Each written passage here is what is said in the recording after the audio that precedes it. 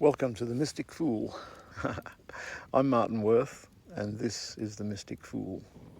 Yeah, I did a Zoom call podcast on Saturday with a friend of mine who is from Hawaii, Anela Malulani, and we had a great chat for about an hour and a half, and we covered all sorts of different subjects.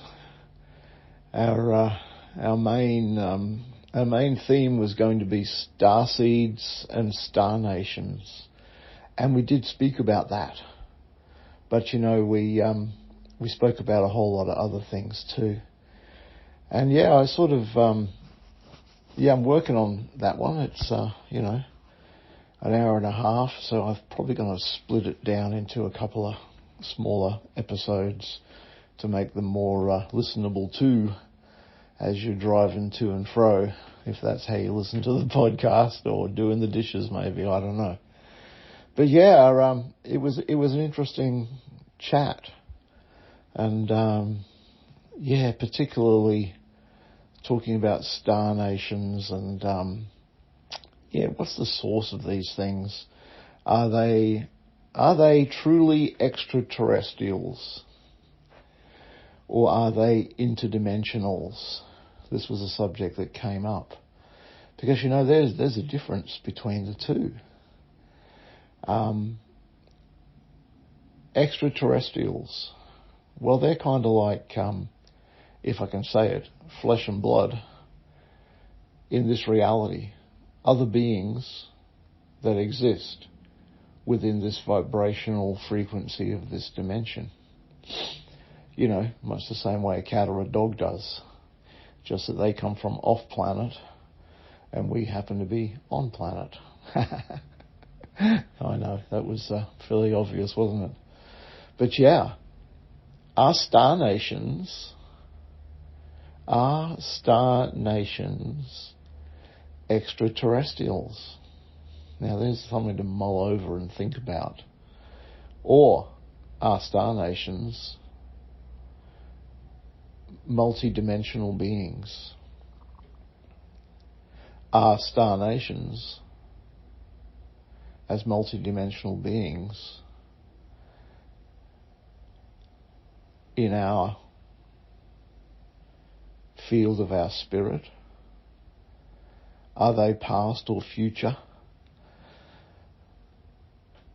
cycles of time?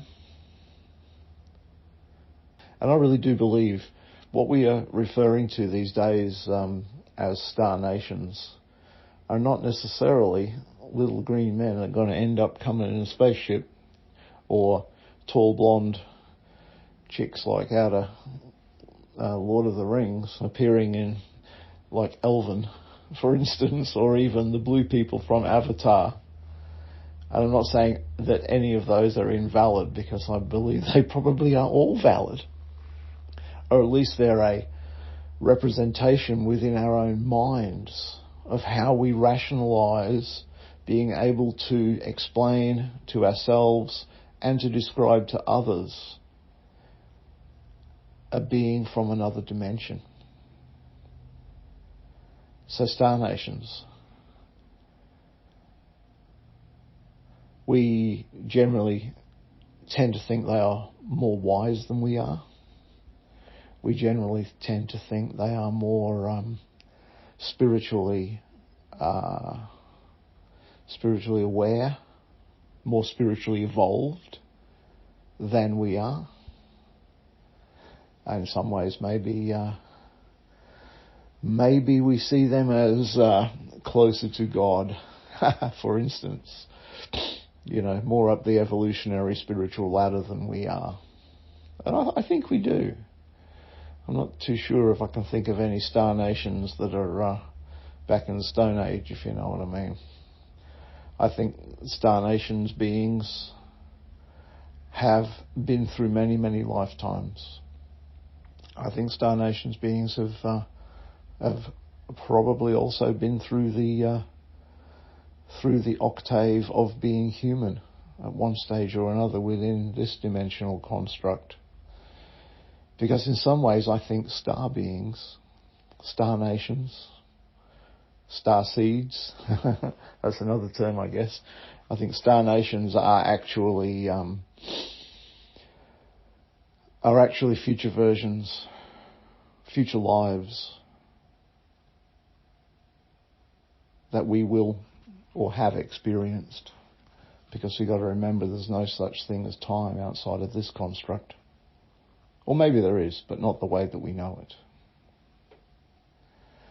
And so imagine that perhaps a star nation being may well be a future incarnation of you, and perhaps something that you could perhaps call a higher self of you. Yeah. I do personally believe that that this is a possibility. As much as the past life is a possibility, so a future life is a possibility. They're all there. We're just at one stage of evolution of our spirit, of our spiritual knowledge. So star nations, Pleiadians, or Arcturians, etc., were they different cycles of time in a different space, time, location? Or are they, I should say? Not were they, because I just said they're future. And I've also said time doesn't exist. So contemporaneously, on a different level and dimension, it's my personal belief that star nations exist right now. All the different, shall I say, species, all the different nations. And, can we call upon them? Absolutely. Absolutely we can call upon them for knowledge and wisdom in this age where we are starting to expand our consciousness to the point of even accepting the fact that past lives exist, which I'll tell you 40 years ago not too many people were talking about. Let's open our perception to the understanding that future lives also exist. Let's open our understanding up to believe that this is a multidimensional universe and you are a multidimensional being. Within your DNA exists the memories of every ancestor on the physical plane that contributed to your DNA of this body. And on a spiritual level, a spiritual plane, within your DNA sits your connection to spirit, and your multidimensional DNA connects you to all of your past and future ancestors in spirit.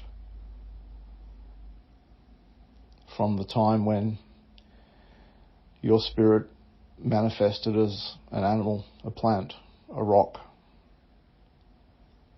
And this is where our Australian Aboriginal people see their ancestry in all things, I believe. Through to our future multidimensional ancestry as star beings. Are you Lemurian, Pleiadian, Arcturian, Lyrian, Syrian?